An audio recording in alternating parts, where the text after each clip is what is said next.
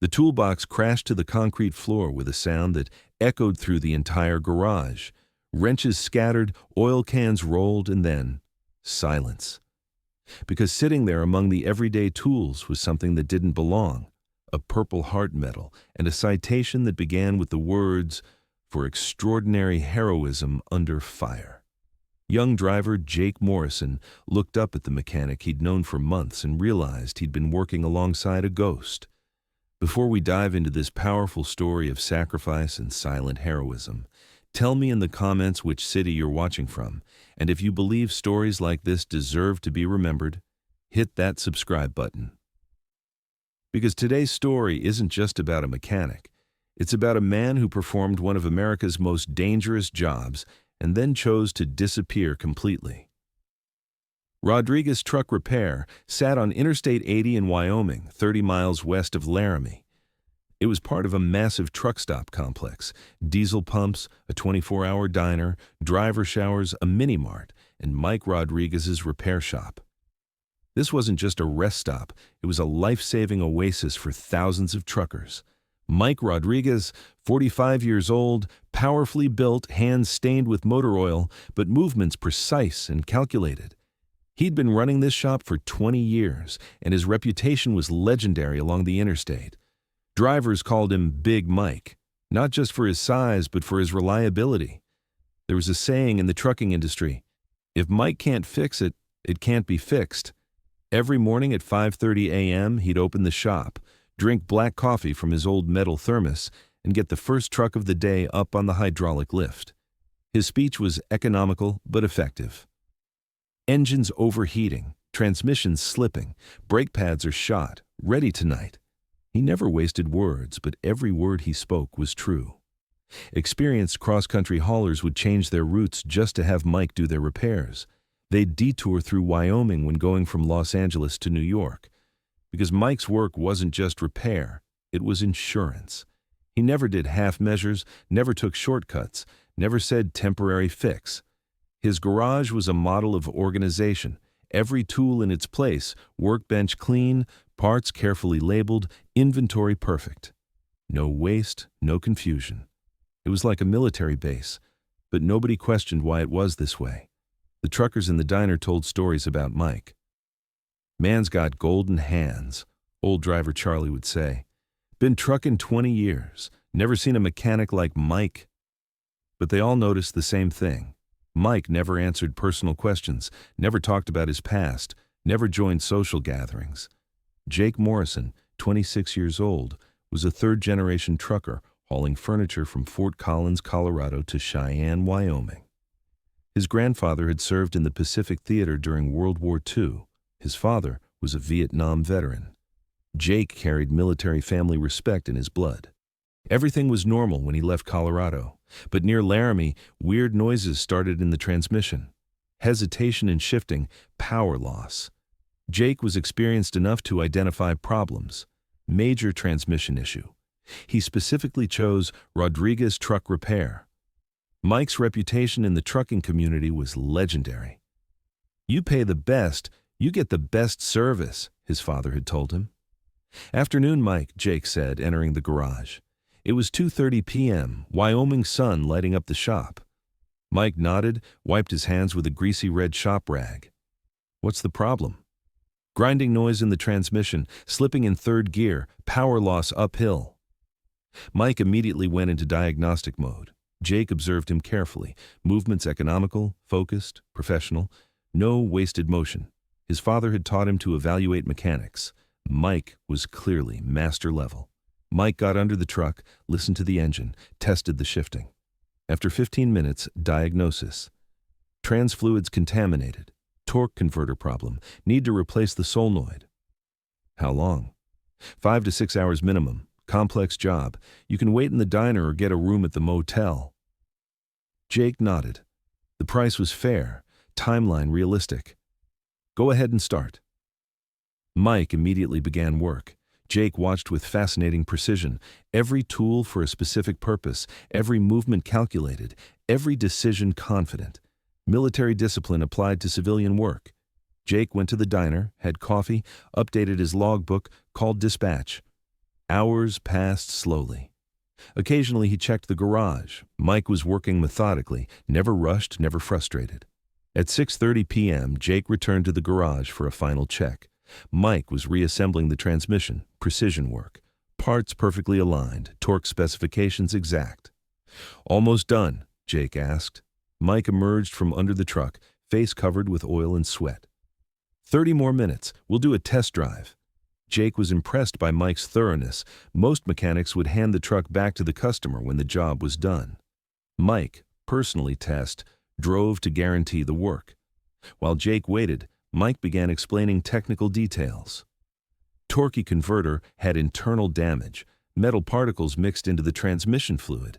Did a complete system flush? New filter, new solenoid pack? Also notice the front brake pads are thin. Recommendation, replace within the next 5,000 miles. CV joints show slight wear. Need to monitor, but not an immediate concern. Jake was amazed. Mike hadn't just done the requested repair. He'd inspected the entire vehicle for potential problems. His father was right. Mike was exceptional. Mike was tightening final bolts with a heavy torque wrench. Precision work, exact specifications. But his movement caused slight vibration that shifted the toolbox on the workbench. The metal toolbox began to slowly slide toward the bench edge. "Mike, careful," Jake warned, seeing the toolbox. Too late. Physics won. The toolbox tilted and crashed to the concrete floor. Bang! The metallic crash echoed throughout the garage. Tools scattered in every direction. Wrenches, sockets, screwdrivers, pliers scattered everywhere. Oil cans rolled. Measuring tools skittered across the floor. "Damn it," Mike muttered, the first time Jake had heard him curse. "Sorry, Mike. Completely my fault. Let me help clean up." Jake immediately knelt down to help collect tools. Mike looked concerned, but not panicked. They worked together gathering the tools. Jake methodically collected scattered items, appreciating the quality and organization of Mike's tools. Professional grade everything, well maintained, clearly expensive. But at the bottom of the toolbox, he noticed something unusual.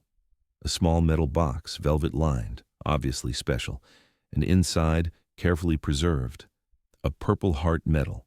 Deep purple ribbon, George Washington profile, bronze heart shape, and beside it, a carefully folded official citation. Jake froze completely. His hands began shaking. Coming from a military family, he knew exactly what the Purple Heart meant. This wasn't decoration. This was blood. With trembling hands, he carefully unfolded the citation. For extraordinary heroism while engaged in action against an enemy of the United States in Iraq. His voice caught in his throat. Mike slowly approached, saw Jake holding the medal. "Sir," Jake whispered, his voice breaking, This is yours?" Long pause. The shop suddenly became incredibly quiet. Distant highway noise, fluorescent light hum, evening birds. But between them, heavy silence.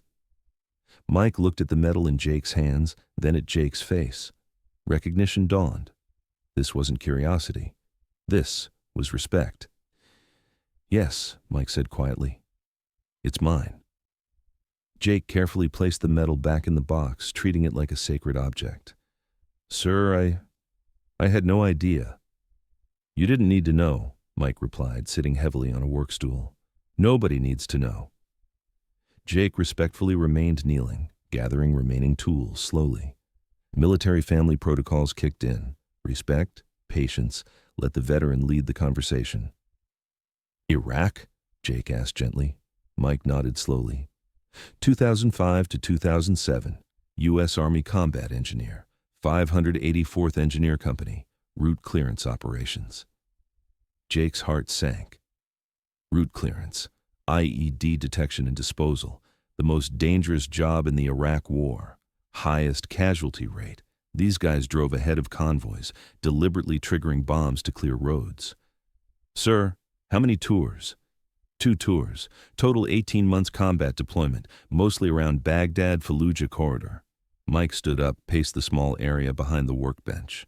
15 years later, still difficult to talk about. "Jake, listen to me carefully. I'm not a normal mechanic. I come from a different background, military background. Sir, with respect, a normal mechanic doesn't work with this level of precision. Organization, attention to detail, problem-solving approach, military training is obvious. Mike looked surprised. How did you know? Grandfather was a Marine in the Pacific. Father's Vietnam. I come from a military family. I recognize certain signs. Mike relaxed slightly, the first time since the metal discovery. Smart kid and respectful. Jake carefully placed the last tools in the toolbox. Sir, if you don't want to talk about it... No, Mike interrupted. Maybe it's time. Mike decided to break 15 years of silence. He pulled out an old military map from the tool cabinet. Iraq, Baghdad area, routes carefully marked in red ink. Being a combat engineer is a specialized job, not regular infantry. Route clearance specifically means IED detection, disposal, road safety for convoys. He spread the map on the workbench. Jake leaned closer respectfully. My unit's responsibility was Highway 1 corridor, main supply route from Baghdad south. Every day, multiple convoy operations, food, ammunition, medical supplies, fuel, everything to military bases. Mike pointed to a specific route on the map. Problem: insurgents constantly planted IEDs, improvised explosive devices, roadside bombs, some small, damage a vehicle, some massive, destroy an entire convoy. My job, drive the engineer vehicle 100 meters ahead of the convoy, scan the road for suspicious objects, metal detectors, visual inspection, instinct. Jake listened intently, understanding the danger level. November 15, 2006. Routine mission, 6-vehicle convoy, medical supplies to Ramadi base, engineer vehicle in front, my truck, driver, gunner, and me as IED detection specialist. Mike traced the route with his finger on the map. 15 miles south of Baghdad, spotted road disturbance, fresh dirt, unnatural pattern, stopped the convoy, investigated carefully. Found a massive IED. 500 pounds of explosives, professionally buried, command detonated, enough to destroy the entire convoy. Jake knew what was coming, but waited respectfully. Standard protocol, call EOD team, clear the area, wait for disposal. But while setting up the perimeter, heard an explosion behind us. Secondary IED detonated at the convoy position. Mike paused, the memory clearly painful. Hit the 4th vehicle. 5 soldiers inside. Vehicle burning, fuel leak, ammunition starting to cook off, screaming from inside. Protocol was clear. Complete primary mission first, then assist. But the burning vehicle? Mike stopped, his voice catching. Sir, what did you do? Left my position, abandoned the primary IED, ran 200 meters back to the burning vehicle. Mike showed the scar on his left forearm, long, jagged, deep. Vehicle doors were jammed from the blast, windows blown out, pulled soldiers through the windows, successfully extracted 4. The fifth didn't make it. While I was doing the rescue operation, the primary IED detonated, destroyed my engineer vehicle, and a shrapnel from the secondary explosion caught me. Mike rolled up his sleeve completely, revealing extensive scarring. Purple heart for extraordinary heroism. But it felt like failure. Lost the primary vehicle, nearly compromised the entire convoy. Sir, Jake said firmly, you saved 4 lives, and cost 1, and $1 million in equipment. Jake shook his head. Sir, respectfully, you made the right choice. Anyone would have done the same. Sir, why are you here? You could have continued your career in the military. Mike smiled sadly. The first genuine smile since the metal discovery. Jake, after 18 months of bomb disposal, hands shake. Nightmares every night, panic attacks, every loud noise, truck backfire, air brake, metal bang. I immediately duck for cover. PTSD diagnosis, medical discharge, 100% disability rating. Civilian life adjustment was incredibly difficult. Job applications. What's your experience? Well, bomb disposal specialist, not exactly a transferable skill in the retail world. Jake nodded understanding. Military transition stories were familiar from his family. But mechanical work, Hands got steady again, focus returned, problem-solving skills transferred, complex systems troubleshooting, engines used the same principles as bomb disposal. Plus, Mike continued, work is the best therapy. Every transmission rebuild, every engine repair, gives me a feeling of control. In Iraq, there was no control. Random explosions, random death. Here, every problem has a solution. Mike checked fluid levels in the transmission. Truckers are good people too. Honest work, honest living. They don't ask questions, don't make judgments. Cash payment, quality work, mutual respect. Sir, but people would respect your service if they knew. Mike shook his head firmly. Jake, I don't want to be a hero. I don't want media attention. I don't want thank you for your service conversations. I just want normal life, peace, useful work. Jake thought carefully before responding. Sir, maybe normal life is about helping people. And you do help. Every day, every truck you fix. Maybe, Mike said quietly. Mike finished the transmission work. Let's do a test drive. Quality check. They climbed into Jake's truck. Mike drove first. Professional assessment. Transmission smooth, perfect shifting, no noise. Then Jake drove. Customer satisfaction check. Perfect, Jake declared. Feels like a new truck. Back at the shop, Mike detailed the completed work, maintenance recommendations, warranty information. Professional, thorough, caring. Sir, can I ask a personal question? Shoot. Tool organization, precision work, attention to detail, quality control. Are these military habits? Absolutely. In the military, sloppy work means death. Half-assed work gets people killed. Habits become second nature, impossible to break. Jake appreciated the complete honesty. Sir, maybe it's time for people to appreciate your expertise, not as a war hero, but as a master craftsman. Mike considered this carefully. Maybe, but slowly, carefully. As the transaction was completed, Jake added an extra $200 cash to the normal payment. Sir, for respect and for quality work. Mike initially refused, but Jake absolutely insisted. One more thing, sir. Permission to recommend your work quality to other drivers? No military details, just professional excellence. Mike thought for a long moment. Work should speak for itself. Yes, sir, but sometimes people need direction to good service. Plus, economy's tough. Business would help. Okay, Mike agreed, but no military talk. 3 weeks later, Jake returned with a different load, heading back to Colorado. The shop was significantly busier. 4 trucks waiting. Mike had hired a helper, expansion signs visible. Business is booming, Mike. Mike smiled genuinely. Word of mouth is powerful. Quality work is getting recognition. Jake noticed subtle changes. A small American flag mounted in the corner. A discreet veteran-owned business sticker on the toolbox. Nothing flashy, just acknowledgement. Sir, you should feel proud of your success. Not proud, grateful. For work, for life, for a second chance. Jake completed the transaction but lingered. Sir, one last thing. In my military family, we have a tradition.